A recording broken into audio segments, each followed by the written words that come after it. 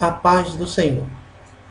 Estamos aqui novamente para darmos continuidade à nossa escola dominical e nós estamos estudando nesse trimestre a Igreja Eleita, redimida pelo sangue de Cristo e selada com o Espírito Santo da promessa.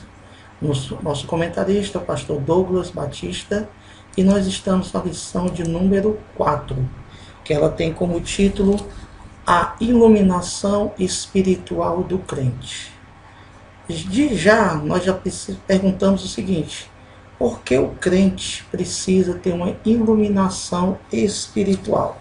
Qual o intuito de nós sermos iluminados espiritualmente? Então vamos mostrar aqui alguns provérbios que podem nos explicar isso. Provérbios 16, 25 diz o seguinte: há caminhos que parecem direito ao homem, mas o seu fim são caminhos da morte. Provérbios 12, 15 diz o seguinte: o caminho do tolo é reto aos seus olhos, mas o que dá ouvidos ao conselho é sábio. E Provérbios 28, 26 diz o seguinte: o que confia no seu próprio coração é insensato, mas o que anda sabiamente escapará. Esses são alguns versículos que mostram por que nós precisamos ter iluminação espiritual. Por isso, nessa lição, nós vamos estudar exatamente isso. Que nós, crentes, aqueles que aceitaram Jesus Cristo como seu Salvador, precisamos dessa iluminação para que os nossos entendimentos sejam corretos. E o nosso textuário diz o seguinte: para que o Deus de nosso Senhor Jesus Cristo, o Pai da glória, vos dê em seu conhecimento o espírito de sabedoria e de revelação. Efésios, capítulo 1, versículo 17. Aqui nós já vemos, quando Paulo diz assim, o Deus de nosso Senhor Jesus Cristo. Que o nosso Deus tem que ser o mesmo de nosso Senhor Jesus Cristo. Para nós só existe um Deus. Mas no mundo em que vivemos, muitas pessoas falam de outros deuses. Deuses disso, deuses daquilo. Mas a gente sabe que só existe um Deus. E ele deixa bem claro, naquela época ele tinha que ser mais claro ainda, quando ele fala, o Deus de nosso Senhor Jesus Cristo. É esse Deus que vai dar o conhecimento e o espírito de sabedoria, o espírito de revelação. É esse Deus que ele está falando. Nós vimos aqui alguns provérbios que falam sobre isso, mas a gente pode também pegar um outro provérbios 9 e 10 que diz o seguinte: o temor do Senhor é o princípio da sabedoria, e o conhecimento do santo é entendimento. Então aqui nós temos que exatamente buscar isso, que quem vai nos dar o conhecimento, quem vai nos dar esse espírito de sabedoria, quem vai nos dar esse espírito de revelação é Deus, e o mesmo Deus de Jesus Cristo. Nossa verdade prática diz o seguinte: a vocação do crente inclui a herança de preciosas riquezas conferidas aos eleitos pela grandeza do poder de Deus. A nossa verdade prática diz o seguinte: a vocação do crente inclui a herança de preciosas riquezas conferidas aos eleitos pela grandeza do poder de Deus. Quando nós lemos essa passagem aqui, nós temos que entender primeiro o que é vocação. Aqui nós vamos pegarmos a tradução, que vocação vem do latim vocare, que significa o quê? Chamar. Seria uma inclinação, uma tendência ou uma habilidade que leva o indivíduo a exercer uma determinada carreira ou profissão, ou no caso, uma habilidade, uma aptidão natural, uma capacidade que tem para a pessoa executar. Só que quando ele fala nessa vocação aqui, ele especifica que tem que ser a vocação quem? Do crente. Quem é o crente que ele fala? Aquele que aceitou Jesus Cristo como Senhor e Salvador, e não só aceitou, mas ele segue fielmente. E esses que são os crentes, eles vão ter essa vocação, ou seja, vão ter o quê? Um talento que Deus coloca neles para receber essas heranças. Como a herança não é conquistada, é dada. E quem deu essa herança? Deus. E qual é a herança que ele dá? De preciosas riquezas. Só que essas preciosas riquezas, nós temos que entender que não são riquezas materiais.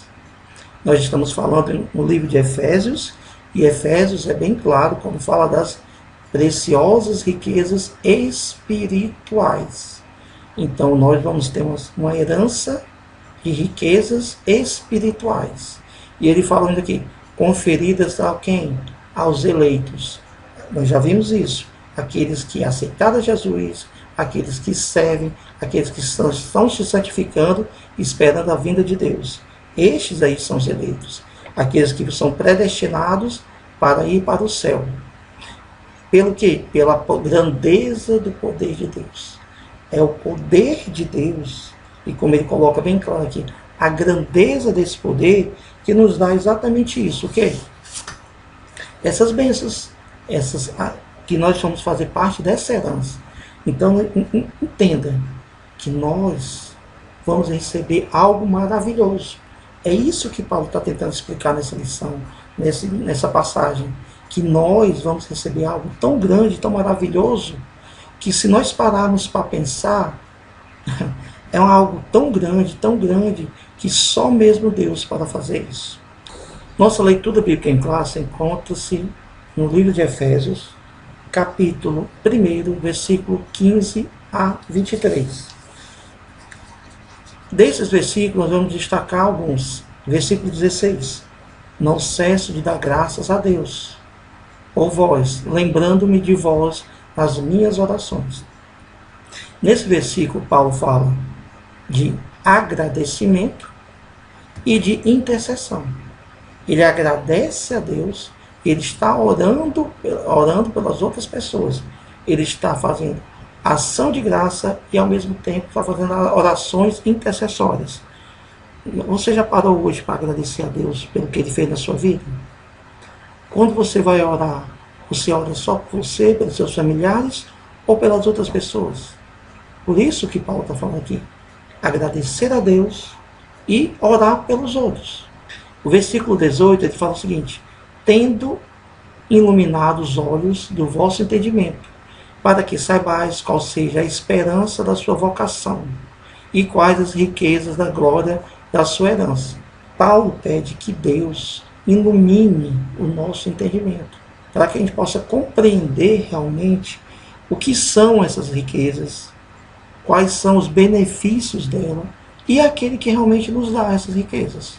No versículo 20, ele diz o seguinte: que manifestou em Cristo, ressuscitando-os dos mortos e o pondo à sua direita nos céus, acima de todo principado e poder e potestades e domínio e de todo nome que se nomeia, não só nesse século, mas também no vindouro.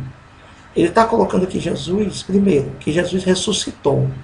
Ele foi colocado à direita. Aquela parte de destaque, a todo aquele que sentava à direita, era aquele que tinha destaque, era aquele que era homenageado. E ele coloca que Jesus Cristo está acima de todo o principado, poder, potestades, coloca acima de todos os nomes. E não só naquela época, mas também na nossa e no futuro, e assim sucessivamente, até o fim que ele coloca, mas também no vindouro. E o versículo 22 fala o seguinte: e sujeitou todas as coisas a seus pés, e sobre todas as coisas o constituiu como cabeça da igreja. Tudo está sujeito a Jesus. E Jesus é a cabeça da igreja. Por isso que nós temos que, a igreja tem que seguir o quem? A Cristo. O exemplo de Cristo. O que Cristo fez, o que Cristo pediu, o que Cristo mandou. É isso que nós temos que seguir. É isso que nós temos que fazer. A introdução da nossa lição diz o seguinte: ainda no primeiro capítulo, o apóstolo Paulo inicia uma longa sentença, assim dividida: ação de graça, que é gratidão, oração intercessora e confissão de louvor e exaltação. Então Paulo, ele começa a falar exatamente isso, que nós temos que agradecer, orar um pelos outros e continuar glorificando ao nome de Deus. O primeiro ponto diz o seguinte: a esperança da vocação e as riquezas da glória. O apóstolo ensina que os salvos precisam ser iluminados para compreenderem quais são a esperança da vocação e as riquezas da sua glória. Esse ponto aqui, ele é dividido em 3 subpontos: a ação de graças e a intercessão, a esperança da vocação e as riquezas da glória da sua herança. A esperança da vocação e as riquezas da sua glória. Ação de graças e intercessão. O apóstolo se alegra em dar graças a Deus pela vida dos eleitos. Quando nós começamos a ver a parte de ação de graças aqui de Paulo, que nós temos que dar graças em tudo, né? Em tudo dar graças a Deus. Agradecer a Deus por todas as bênçãos espirituais que ele coloca. O apóstolo se alegra em dar graças a Deus pela vida dos eleitos. Capítulo 1, versículo 16. E por todas as bênçãos espirituais, tais como a eleição, a predestinação, a filiação, o dom do Espírito Santo. Capítulo 1, versículo 3 a 14. Ele intercede para que sejam concedidos aos seus eleitos o espírito de sabedoria e de revelação. Paulo aqui, em Efésios, Paulo começa a falar nessas bênçãos espirituais. Muitas vezes hoje nós falamos muito das bênçãos materiais. Deus dá? Com certeza. Deus dá as bênçãos espirituais. Mas ele está pedindo, agradecendo a Deus aqui, pelas bênçãos espirituais que nós temos. Olha como ele fala aqui, filiação. Nós somos considerados filhos de Deus. Eleição, Deus nos escolheu para que nós fossemos salvos. Aí botou predestinação, que Deus, no início de tudo, antes mesmo dele ter formado a terra, como nós estudamos, Deus coloca que vai existir um local sem dor, sem lágrima. Esse lugar nós chamamos de céu.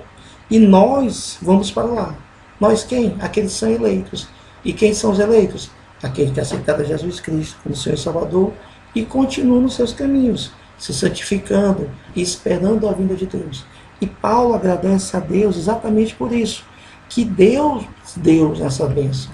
E ele começa a mostrar para as pessoas, olha, Deus, na sua infinita sabedoria, no seu infinito amor, preparou algo maravilhoso. E nós temos que agradecer a Ele exatamente por isso.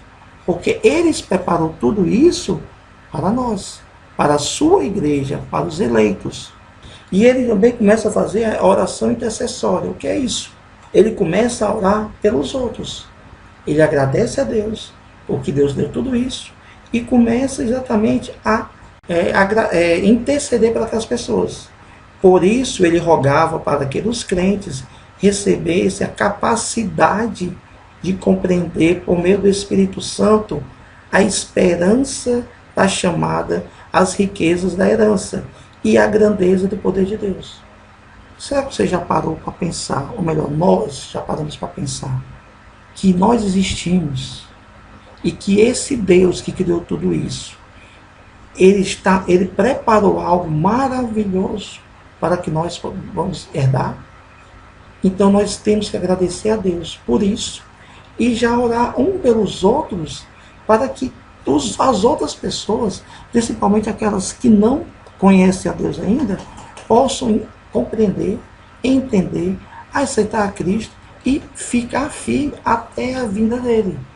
E nesse momento em que nós vivemos, esse momento de pandemia, de preocupações, que infelizmente muitas pessoas estão morrendo, alguns morrendo com Cristo e outras não, é nesse momento em que nós temos que entender que essa esperança, essa herança, essas coisas que Deus nos prometeu, elas vão se cumprir. Que tudo está mostrando que Deus continua no controle de tudo.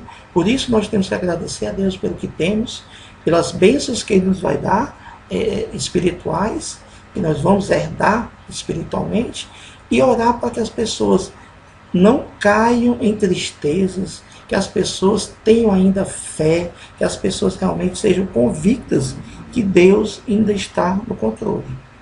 O segundo ponto fala a esperança da vocação.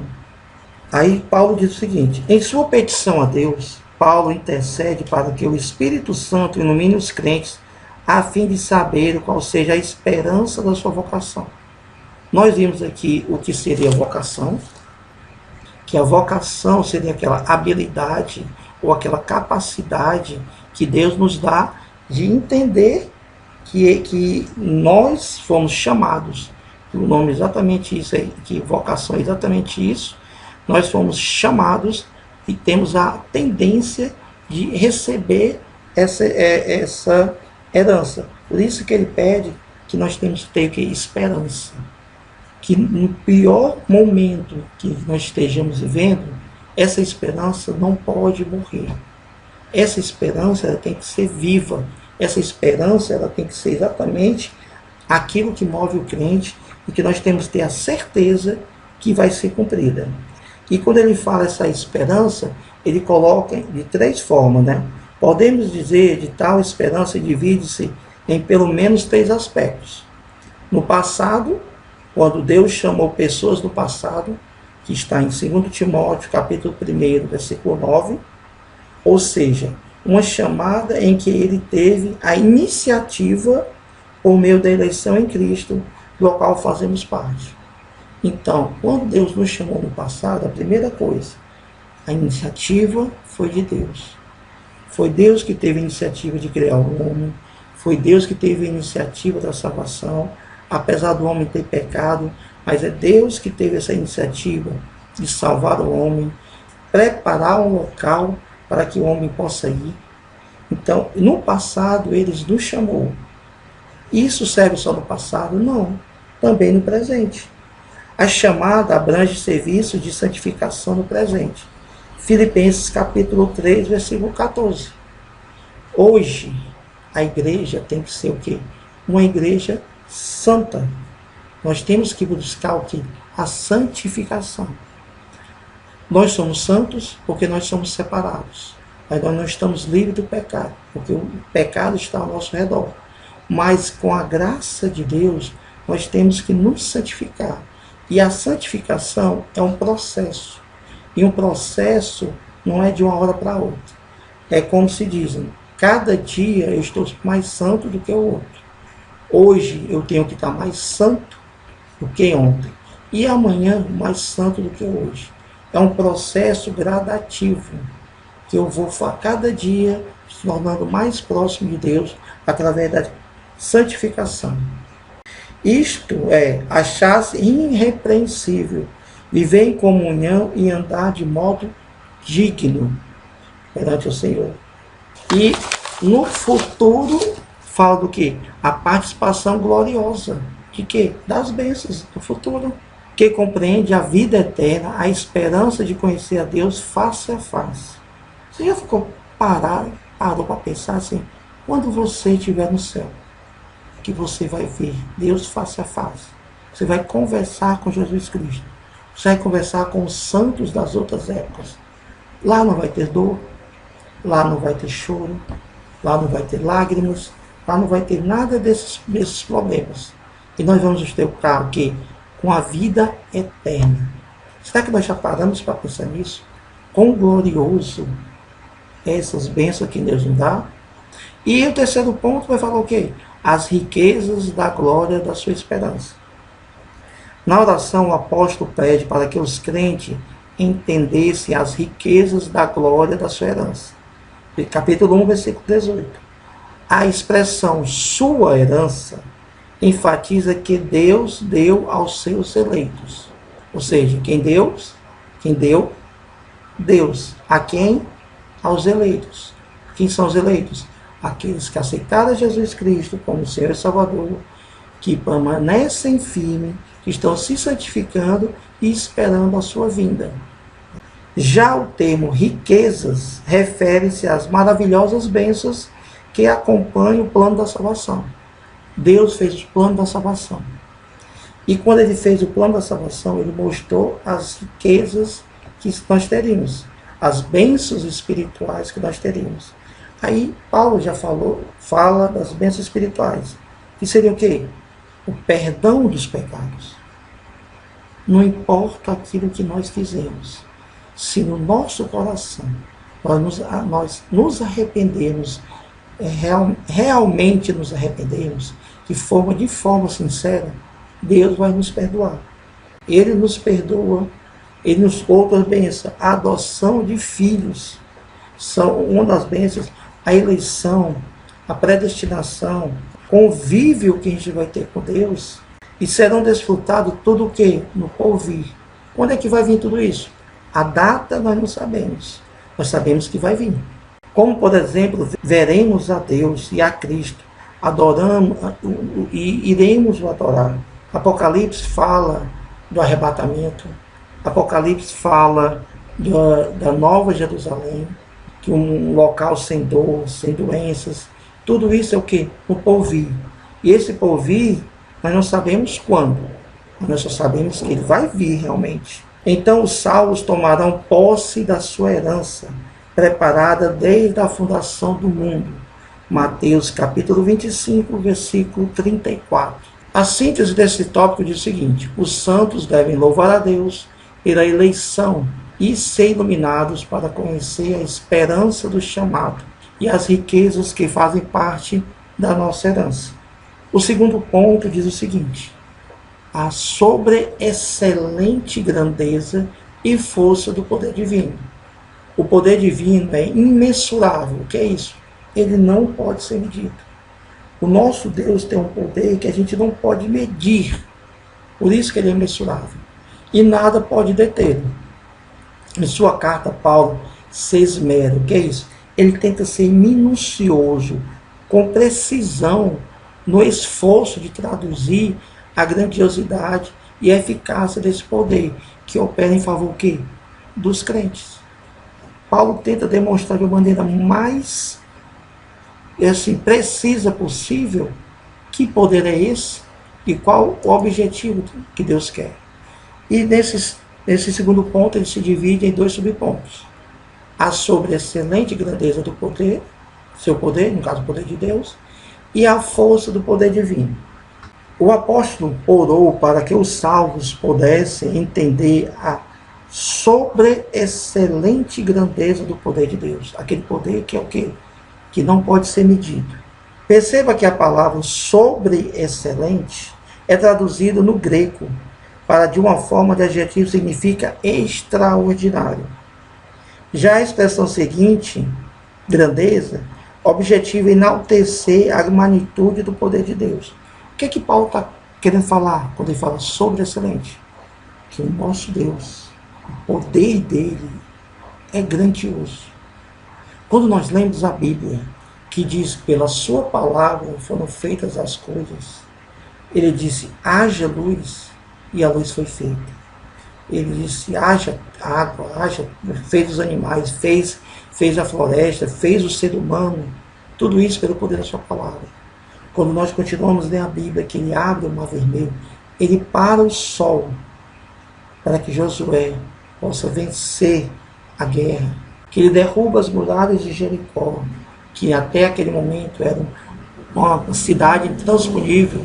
Quando nós vemos os outros milagres, ele brota água do deserto, ele faz com que o maná venha, que ele traz comida do céu, que a multiplicação dos pães e dos peixes, os milagres, a ressuscitação, tudo isso mostra que o nosso Deus é um Deus que tem, como ele fala, sobreexcelente grandeza, que o poder dele é grande.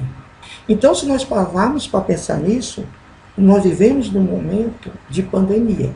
Mas será que essa pandemia é maior do que o nosso Deus? Será que Deus não poderia resolver tudo isso? Sim.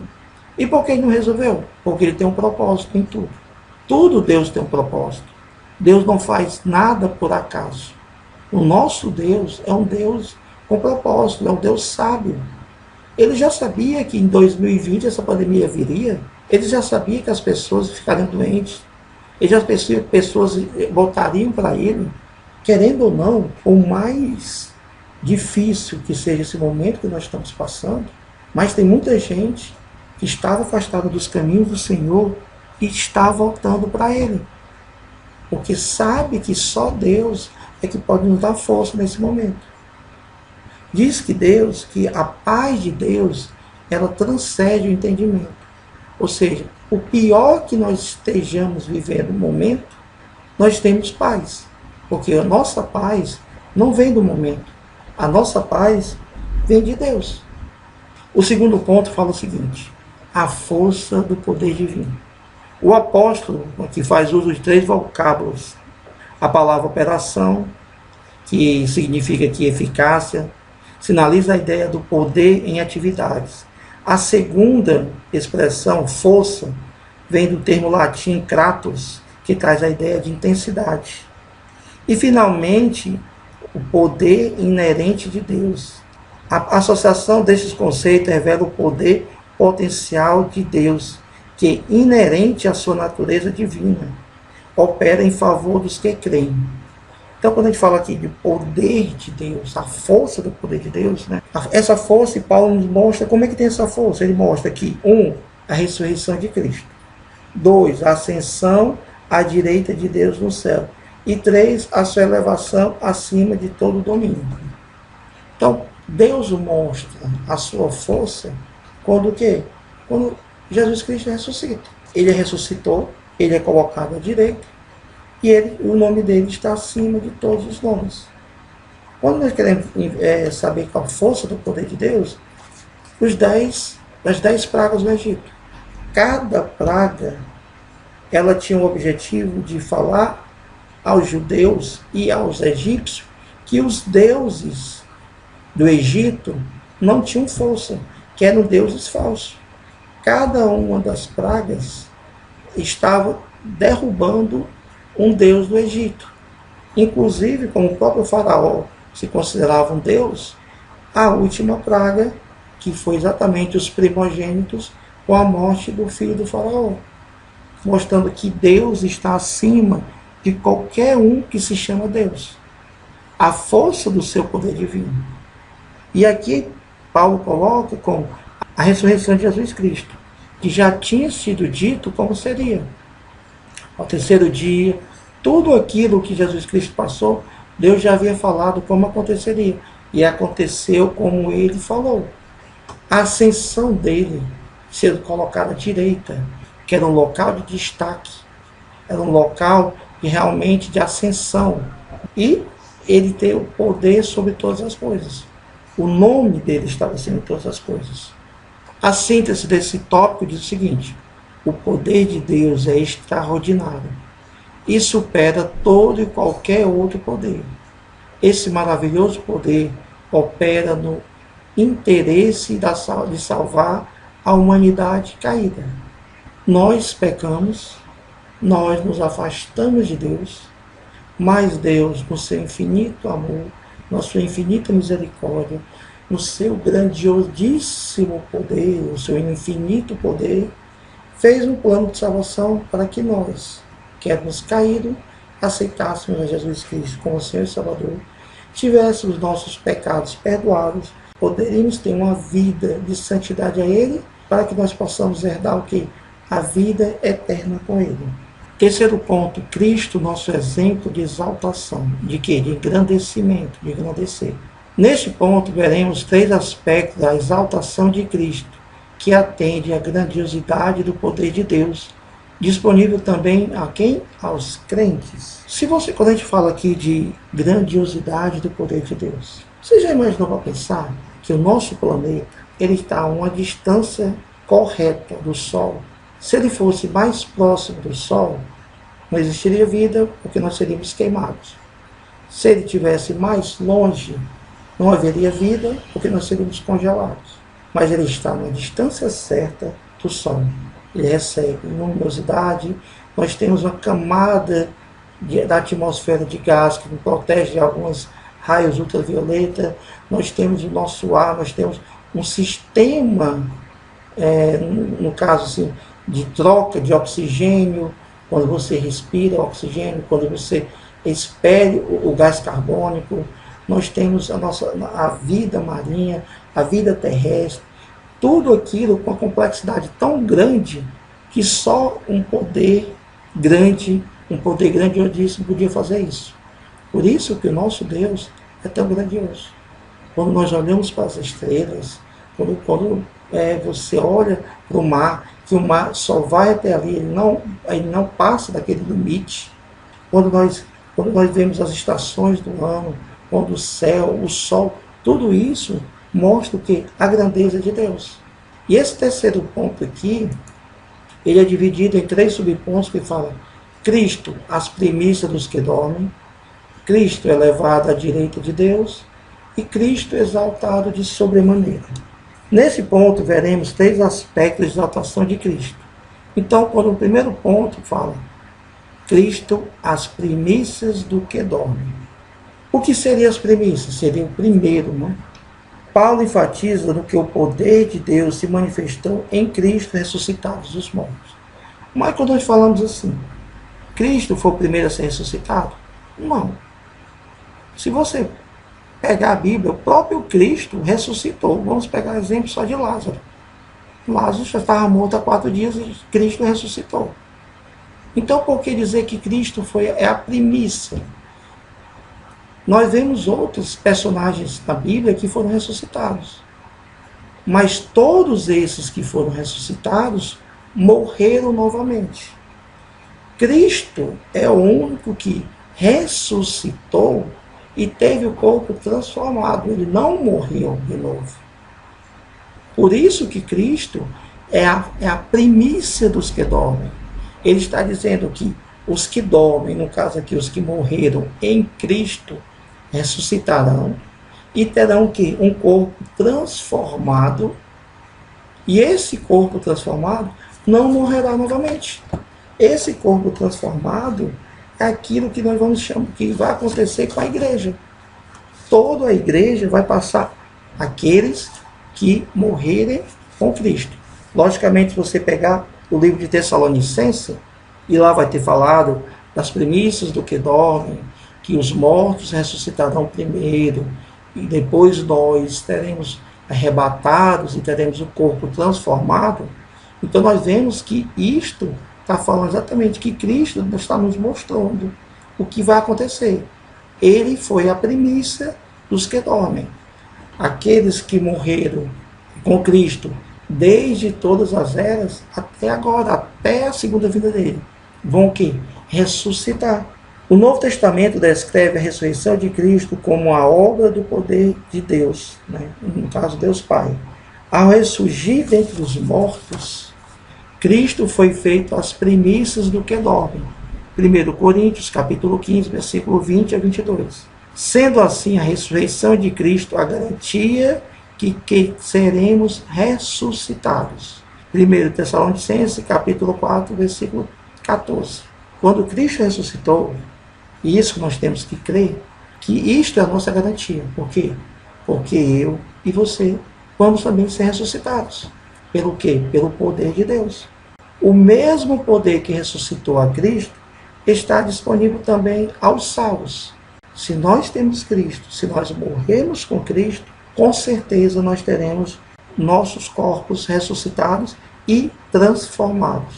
Desse modo, os crentes vencerão a morte e se erguerão gloriosamente do seu sepulcro para reinarem com Cristo eternamente. Segundo ponto, fala Cristo elevado à direita de Deus. Como a gente já falou, quando se colocava à direita, era uma posição de destaque. É tanto que você vê cadeiras que são feitas mais para as pessoas, mais para quem são destros, e não para quem são canhotos. Normalmente fala muito as pessoas do lado esquerdo, que seria o lado negativo, e as pessoas do lado direito, que seria o positivo. Então, desde aquela época, o lado direito é considerado um lado de elevada posição. E Cristo foi colocado aqui à direita de Deus. Paulo reforça o poder de Deus quando na elevação de Cristo ao trono, pondo à sua direita nos céus. Então ele está dizendo que a posição de Cristo é de destaque. E só quem pode fazer isso, colocar em alguém em destaque, é alguém que tem um poder para isso. E aqui está em foco a ascensão de Cristo, em referência à promessa messiânica.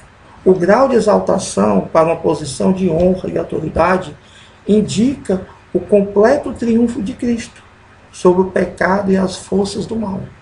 Cristo morreu. Muitos poderiam pensar, o diabo venceu, foi vitorioso, negado. Cristo venceu porque era o plano de Deus, mas ele ressuscitou. E isso faz com que aquela promessa que tem lá em Gênesis, quando diz que viria uma da descendência da mulher, que esmagaria a cabeça da serpente, ela se cumpriu na cruz. Que Cristo morreu pelos nossos pecados, levando todas as nossas dores com ele e ressuscitou, dando-nos a certeza que nós vamos ter o quê? Uma vida gloriosa com Deus. Assim, tanto a ressurreição como a ascensão de Cristo são obras do poder de Deus. E o terceiro ponto, Cristo exaltado de sobremaneira. Cristo exaltado de sobremaneira. Neste ponto, Paulo ensina que o poder de Deus exaltou a Cristo acima de todo o principado. Então, o que ele quer dizer isso? Muitas pessoas, e vamos pegar a nossa realidade. Existem muitos filmes que colocam o mal vencendo o bem. Ou melhor dizendo, que colocam o demônio vencendo a Deus. Muitas pessoas que o diabo disputa com Deus de forma igual. Isso é mentira. Porque primeiro Deus criou os anjos e o diabo era um anjo. Então, se Deus o criou, ele tem muito mais poder do que ele. Deus permitiu, deu o livre-arbítrio e permitiu que eles exatamente, vamos dizer assim, Cristo exaltado de sobremaneira. É o terceiro ponto. Quando fala aqui, neste ponto, Paulo ensina que o poder de Deus exaltou a Cristo acima de todo principado. Principado, poder, potestade, domínio, tudo isso. O que significa exatamente isso? Que Deus colocou Jesus acima de tudo. Muitas vezes falamos que o diabo tem poder para isso, que o diabo tem poder para aquilo, mas o poder dele está abaixo do poder de Deus. Primeiro porque Lúcifer, quando era um anjo de luz, foi criado por Deus. Mas como ele teve o livre-arbítrio, ele escolheu se rebelar contra Deus. Se você pegar no livro de Apocalipse, diz que Deus manda um anjo prender o diabo. Deus não desce do seu trono para lutar contra o demônio, nem faz uma legião e o diabo vence tudo. Ele manda um anjo descer e prender o diabo, para dizer que o poder de Deus é muito grande. E aqui Cristo é exaltado exatamente isso, que ele está acima de todos os principados, de todas as potestades, de todos os anjos, inclusive do próprio diabo. Jesus está acima de tudo. E Deus continua no controle de tudo isso. O mundo jaz no maligno, porque Deus entregou o homem à sua própria concupiscência. O homem faz o que quer e se afasta de Deus. Mas Deus continua no controle de tudo, porque a salvação que Deus nos preparou antes da fundação do mundo, ela vai ser concretizada, porque o poder de Deus é exatamente sobre isso. E ele coloca exatamente esse poder dele, exaltando a Cristo. Ele morreu na cruz, ressuscitou, está sentado à direita de Deus, e só esperando o momento certo de vir arrebatar a sua igreja. Sendo assim, a ressurreição, tanto a ressurreição como o assentar-se nos céus está disponível aos crentes, e de semelhante modo a glorificação por meio do grande poder de Deus. Jesus ressuscitou, Jesus está sentado à direita de Deus, nós iremos ressuscitar e nós também vamos para o céu. Isso está o quê? Ao nosso alcance. Conclusão. Embevecidos com as bênçãos espirituais, Paulo mantém a adoração contínua ao eterno Deus. A atitude que deve ser seguida por todos os salvos. A compreensão das dádivas da salvação demonstra o excelso valor daquilo que Deus fez por nós. Seus atos poderosos viabilizam a transformação e a glorificação dos que creem. Aleluia. Paulo ficou tão encantado com as bênçãos espirituais, mas ele manteve o que? A adoração contínua. É isso que nós temos que entender. Nós vivemos num momento difícil, Nós vemos pessoas que até conhecemos que estão morrendo. Mas mesmo nesse momento difícil, mesmo nesse momento de grande dor, nós devemos manter a nossa adoração a Deus, porque Ele continua no controle de tudo. Ele continua com a igreja dele. Ele é que nos dá paz. Que esse momento nós possamos ter a certeza que Deus não nos abandonou. Ele continua conosco. E é através da palavra dele que nós podemos ter essa paz, essa certeza que ele está conosco. Que nós possamos meditar na palavra de Deus. Que nós possamos dar palavras de motivação, palavras de encorajamento às outras pessoas, que nós possamos agradecer a Deus por essas bênçãos, que nós possamos agradecer a Deus por tudo que Ele nos deu, pela força nesse momento difícil, que nós possamos orar um pelos outros, pelas famílias que estão passando por momentos mais difíceis, que perderam entes queridos, que Deus possa confortar essas pessoas e que nós possamos, quando tudo isso passar, que vai passar, nós possamos glorificar mais ainda a Deus por tudo aquilo que Ele fez nas nossas vidas. Nossa próxima lição vai ser a lição de número 5, libertos do pecado para uma nova vida em Cristo. Que Deus possa estar com cada um de vocês. Amém.